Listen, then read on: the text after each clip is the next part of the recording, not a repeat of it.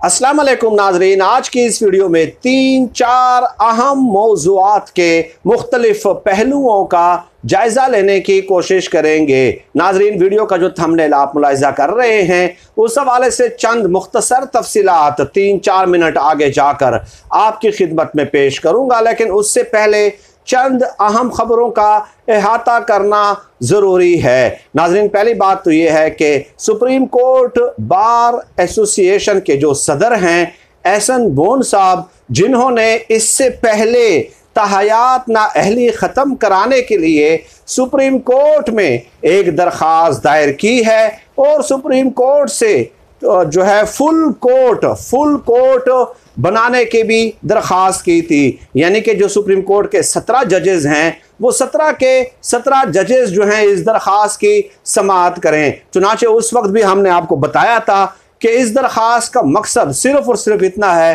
कि नवाज शरीफ साहब की नाअहली का रास्ता रोका जा सके, क्योंकि उस दरख्वास्त में ये कहा गया था कि नाअहली की जो मुद्दत है वो 5 साल के लिए होनी चाहिए और नवाज शरीफ साहब की नाअहली की मुद्दत यकीनन अब 5 साल पूरे होने के करीब है। खैर, अब सुप्रीम कोर्ट बार एसोसिएशन के सदर एहसन बोन साहब ने जो दरख्वास्त आज दायर की है वो ये कि मुल्क में तसादुम का ख़तरा है, डी चौक पे तसादुम का ख़तरा है। तहरीक इंसाफ 27 मार्च को डी चौक पे जलसा करना चाह रही है और इसके अलावा अपोजिशन ने भी अनाउंस किया है। चुनांचे एहसन बोन साहब दरख्वास्त में लिखते हैं कि मुतलका हुकाम को हिदायत जारी की जाए कि लॉ एंड ऑर्डर की कोई सूरत हाल ख़राब ना हो जाए। और इसके अलावा जो अहम पॉइंट है उसमें ये कि स्पीकर कौमी असम्बली को भी डायरेक्ट किया जाए, हिदायत जारी की जाए कि वो अपनी आईनी जिम्मेदारियों से बाहर ना निकलें। ये नुक्ता जो है जो एहसन बोन साहब ने सुप्रीम कोर्ट में दरख्वास्त में दर्ज किया है, इससे आपको यकीनन समझ आ गई होगी कि ये जो दरख्वास्त है ये किसके कहने पे दायर की गई है। अब इस नुक्ते का मतलब क्या है? इस नुक्ते का मतलब ये है नाजरीन कि स्पीकर ने या हुकूमत ने ये डिसाइड किया है कि जो हमारे अरकान हैं, हमारी पार्टी के अरकान हैं, वो वोटिंग वाले दिन अगर आएंगे, क्योंकि तहरीक इंसाफ का ये फैसला है कि जिस दिन अदम एतमाद की तहरीक पेश होगी उस दिन कौमी असम्बली में हमारा कोई रुकन नहीं जाएगा। अगर आएगा तो आर्टिकल 63A के तहत उसको वोट नहीं डालने दिया जाएगा। अब एहसन बोन साहब यही कह रहे हैं कि जो पीटीआई के मुनहरिफ अराकीन हैं जिन्हें यरगमाल बनाया गया है सिंध हाउस इस्लामाबाद में, उन्हें वोट डालने दिया जाए और आर्टिकल 63A के तहत जो कार्रवाई है वो बाद में की जाए। तो इस दरख्वास्त का मकसद ही सिर्फ और सिर्फ इतना नजर आता है, इसके अलावा इसके कोई और मैंने आप जो है इसको नहीं पहना सकते। अब नाज़रीन उस खबर पे आ जाते हैं। खबरें बहुत सारी होती हैं, डेवलपमेंट बहुत सारी होती हैं।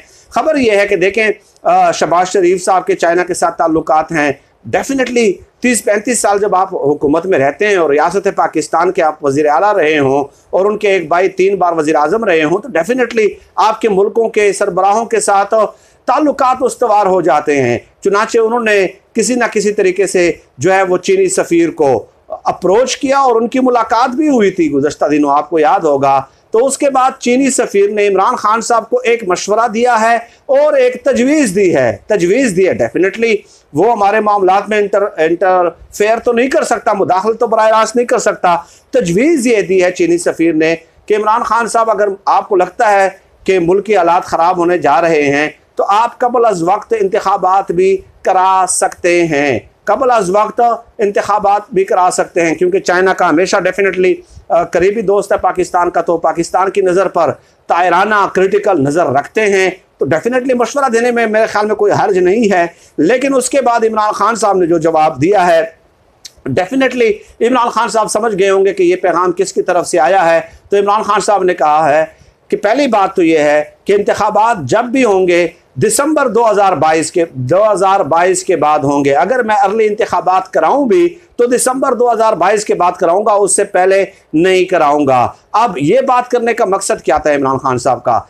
नवंबर में जनरल बाजवा साहब रिटायर्ड हो रहे हैं और अपोजिशन के इल्म में है, अपोजिशन को डर लगा हुआ है। भाई वो जो कहते हैं ना कि चोर की दाढ़ी में तिनका, ठीक है, तो उनको डर लगा हुआ है कि नवंबर 2022 में जब जनरल बाजवा साहब रिटायर्ड हो जाएंगे तो इमरान खान साहब जनरल फैज़ को जो है ना आर्मी चीफ बना देंगे। और जनरल फैज़ के खिलाफ इन लोगों ने किस तरह के इल्ज़ामात नहीं लगाए और किस तरह की ज़ुबान है जो इन लोगों ने आज तक जनरल फैज़ के खिलाफ इस्तेमाल नहीं की है। तो इन्हें यह डर है, लिहाजा ये हर सूरत चाहते हैं कि अक्टूबर 2022 से पहले हर सूरत किसी भी कीमत पे इमरान खान साहब की हुकूमत ख़त्म हो जाए, ताकि उन्हें आर्मी जनरल फैज़ हमीद साहब को आर्मी चीफ बनाने की नौबत ना आए। चुनांचे ये अपने सर धड़ की बाजी लगाएंगे, कुछ भी कर लेंगे, हालात ख़राब कर लेंगे, मुल्क में खून खराबा कर लेंगे, इंतशार करेंगे, दंगा फसाद करेंगे, मज़हब का सियासी इस्तेमाल करेंगे, फतवे जारी करेंगे, फंड्स तकसीम करेंगे, जलसे जुलूसों में ऐलानात करेंगे, अजानें देंगे, कुछ भी कर लें, लेकिन अक्टूबर से पहले इन लोगों की सरतोड़ कोशिश होगी। लेकिन हमारा तो ईमान है कि जिसे अल्लाह रखे उसे कौन चके। जिसका टाइम पूरा नहीं होता तो नहीं होता, जिसका टाइम पूरा हो जाए तो हो गया भाई, उसको कोई नहीं रोक सकता। जिल्लत और इज्जत देने वाली ज़ात, इक़्तिदार देने वाली ज़ात और इक़्तिदार से हटाने वाली ज़ात अल्लाह पाक की है, वो तो बात की बात है। तो इमरान खान साहब ने ये बड़ा स्मार्टली मूव किया है और उनसे कहा है कि ठीक है, दिसंबर 2022 के बाद जब आप कहेंगे। और फिर दूसरी शर्त इमरान खान साहब ने ये रखी कि अपने वक्त से 6 महीने पहले मैं इंतखाबात करा सकता हूँ। तीसरी शर्त ये रखी कि जो इंतखाबी इस्लाहात हैं और जो मुख्तलिफ बिल हैं ओवरसीज़ पाकिस्तानियों के हवाले से, नैब में इस्लाहात वगैरह हैं, वो तमाम बिल मुतफ़िक़ा तौर पर अपोजिशन की जमातें कौमी असम्बली में हमारे साथ जो है वो तरामीम पे राज़ी हो जाएंगी। ये 3-4 शर्तें जो है इमरान खान साहब ने पेश की हैं, लेकिन असल शर्त जो है वो पहली शर्त थी जो इमरान खान साहब ने बताई। वो इमरान खान साहब उनकी जो है वो नब्ज़ तक पहुंच गए थे। और इसके अलावा इमरान खान साहब ने यह भी कहा कि एहतिसाब के अमल को नहीं रोका जाएगा, नैब को ख़त्म नहीं किया जाएगा, ये अपने केसेस ख़त्म नहीं करेंगे, इस तरह की कानून साजियाँ नहीं करेंगे कि इनकी जो है ना वो इनके केसेस वगैरह ख़त्म हो जाएं। ये 4-5 शर्तें हैं। तो डेफिनेटली उसके बाद चीनी सफ़ीर ने और क्या कहना था, वो तो ज़्यादा इंटरफेयर नहीं कर सकते। और इस सिर्फ ये एक शर्त ही काफ़ी थी कि दिसंबर 2022 के बाद, क्योंकि इनका पूरा मसला यही है कि जनरल फैज़ किसी न किसी तरह आर्मी चीफ न बनने पाए, क्योंकि जनरल फैज़ का आर्मी चीफ बनना इनको अपनी सियासी मौत नज़र आता है। और वो इसलिए भी नज़र आता है कि आपके इल्म में है कि चोर की दाढ़ी में तिनका।